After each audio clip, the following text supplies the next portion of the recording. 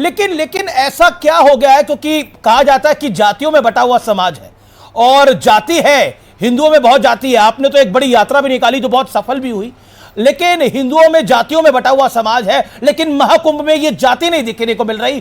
कोई वहां पर सैनी, शाक्य, मौर्य, दलित, महादलित, पिछड़ा, अति पिछड़ा नहीं दिख रहा, ब्राह्मण, ठाकुर नहीं दिख रहा, वहां पर सब एक दिख रहे हैं। दिक्कत यह है कि आपको लगता है, या फिर आपको लगता है कि ये भारतीय जनता पार्टी हमें लगता है इसको एजेंडा बना लगता है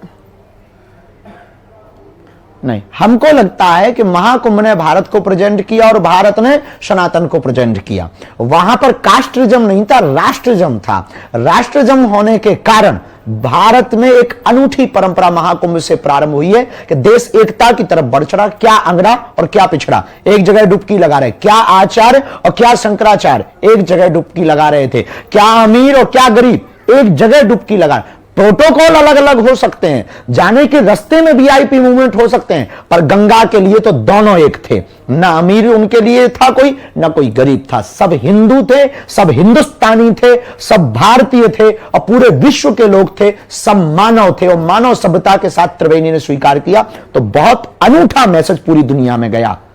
लेकिन लेकिन लेकिन मेरा मेरा मेरा मेरा फिर सीधा सवाल है, महाकुंभ और सनातन को टारगेट क्यों किया जाता है? पहले बोला गया कि सनातन एचआईवी एड्स है, फिर कहा गया कि महाकुंभ फालतू है, फिर कहा गया कि महाकुंभ मृत्यु कुंभ है। सनातन ही टारगेट क्यों? आपको क्या लगता है? क्योंकि सनातन के कुछ लोग बुजदिल हैं, वो जवाब नहीं देते हैं, चुप रहते हैं, जिस कारण से इनके बोलने की बातों में बड़बोलापन लगातार बढ़ता ही जा रहा है। इसलिए हम इस देश को हिंदू राष्ट्र चाहते हैं, ताकि आप कायदे में बोलेंगे, कायदे में रहेंगे तो फायदे में रहेंगे। कायदे में रहेंगे, फायदे में रहेंगे। लेकिन कांग्रेस के एक नेता है जो कि लगातार बयान दे रहे हैं, हालांकि कुछ हिंदू संगठनों ने बोला कि उनका मुंह काला हो जाना चाहिए, ये मैं नहीं कह रहा, कुछ हिंदू संगठनों ने बोला, वो आपको चैलेंज दे रहे हैं। मैं नेता का नाम नहीं लूंगा, लेकिन वो आपको चैलेंज दे रहे हैं, कांग्रेस के एक नेता हैं।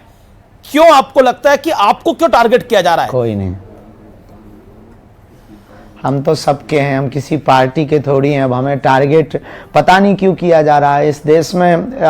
कई बार ना हमें लगने लगता है कि अब हमको वाटर प्रूफ की जगह गाली प्रूफ हो जाना चाहिए। वाटर प्रूफ की जगह गाली प्रूफ हो जाना चाहिए। लेकिन ये अपशब्द अच्छा, लेकिन ये अपशब्द क्यों? वो आपके साथ शास्त्रार्थ की प्रतियोगिता करना चाहते हैं और हिंदू संगठन कह रहे हैं कि एक पीठाधीश्वर के लिए तो ये बोलना गलत खुला ही रहेगा तुम्हारे लिए। बोलिए, क्या कह रहे हैं बाबा?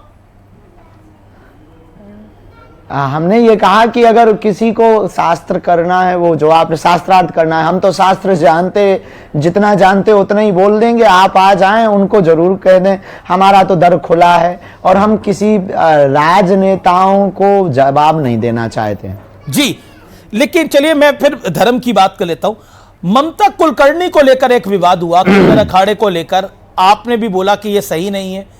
अब दोबारा उनको महामंडलेश्वर की नियुक्ति उनकी हो गई है।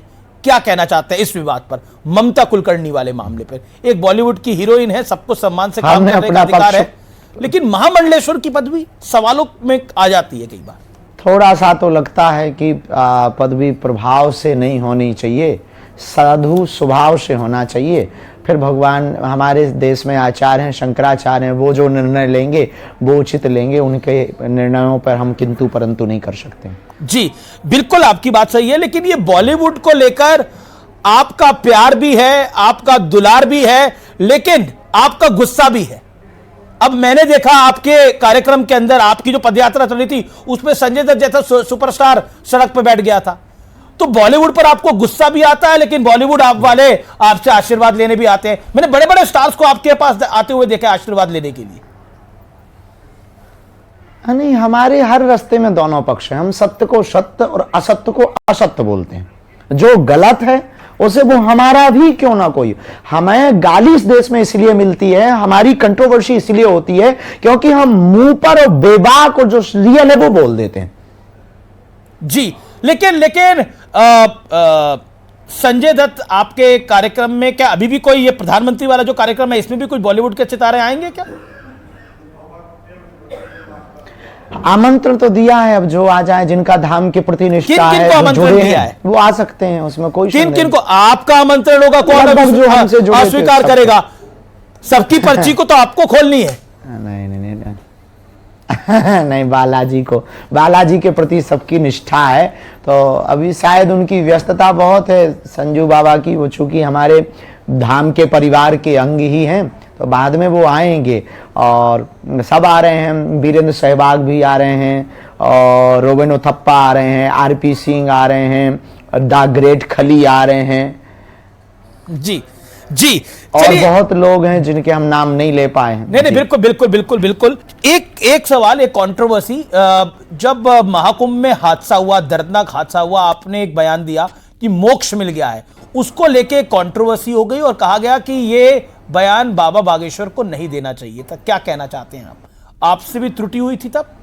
सफाई देने के पहले खेद व्यक्त करते हैं। दूसरी बात, हमारा मंतव्य बिल्कुल भी ऐसा नहीं था।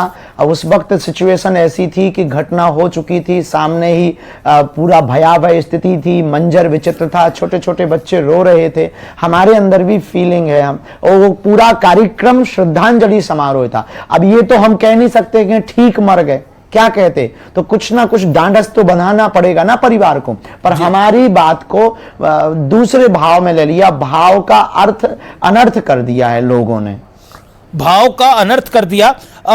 मेरा अगला सवाल है, प्रेमानंद जी महाराज के आप बहुत समर्थक हैं और इस देश में उन्हें बहुत लोग फॉलो करते हैं, और अब उनकी यात्रा दोबारा शुरू हो गई है। हम सभी संतों के समर्थक हैं। जी बिल्कुल बिल्कुल, और उनकी यात्रा दोबारा शुरू हो गई है जिसपे काफी विरोध हुआ था। क्या कहना चाहते हैं आप? बहुत अच्छा हुआ है। आपने कहा था कि जिनको को बहुत धन्यवाद, जिनको ब्रज में राधे राधे कहने से दिक्कत है वो यहां से निकल जाएं, वो दिल्ली मुंबई जाएं। आपको लगता है दिल्ली मुंबई वाले राधे राधे नहीं करते क्या? सब जगह के राधे राधे करते हैं, ऐसा नहीं है। भक्त, भगवत भक्त तो सब जगह होते हैं। हमने ये कहा था कि वो जो कॉलोनी वाले जो विरोध कर रहे हैं, जो रिहायशी इलाके वाले, और जिनको बहुत पीड़ा हो रही है, तो उनको दूसरी जगह चला जाना चाहिए। और ब्रज में तो राधे ही राधे होगा, क्योंकि सब ब्रजवासी श्री ठाकुरानी जी के शरणागत ही है ना, और ब्रजवासी तो सब ठाकुरानी जी के ही है ना, तो इस कारण से हमने वो वक्तव्य को बोला था। जी, मेरे आखिरी दो सवाल हैं।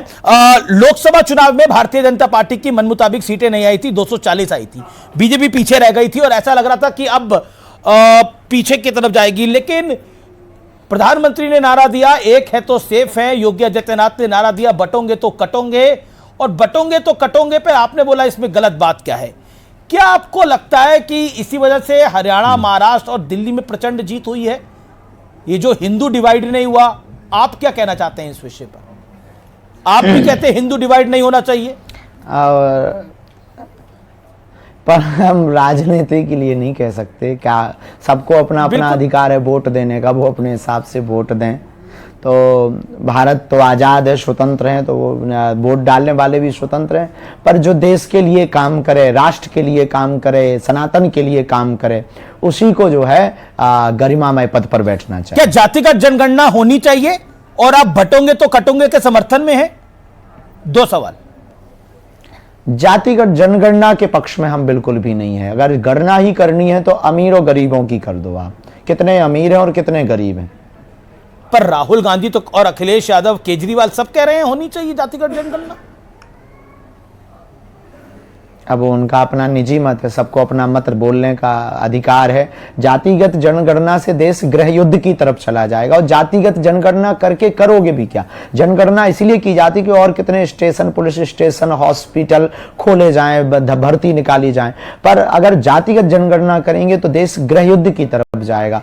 एक चीज जो कि आरएसएस चीफ ने हाल में बोली और उस पर आपकी राय लेनी जरूरी है। उन्होंने बोला, मोहन भागवत जी ने कहा कि हिंदू समाज को इकट्ठा होना होगा। क्या आपको लगता है हिंदू समाज एक नहीं है? अभी तो नहीं है। आप मानते हैं इस बात को? अगर होता तो मणिपुर नहीं जलता, अगर होता तो बहराइच की घटना नहीं होती, अगर होता तो हम पर ही इतनी टिप्पणियां नहीं होती, क्योंकि हम विदेशी थोड़ी है, हम भी तो हिंदू ही हैं और हमारे ही लोग हम पर टिप्पणी कर रहे हैं।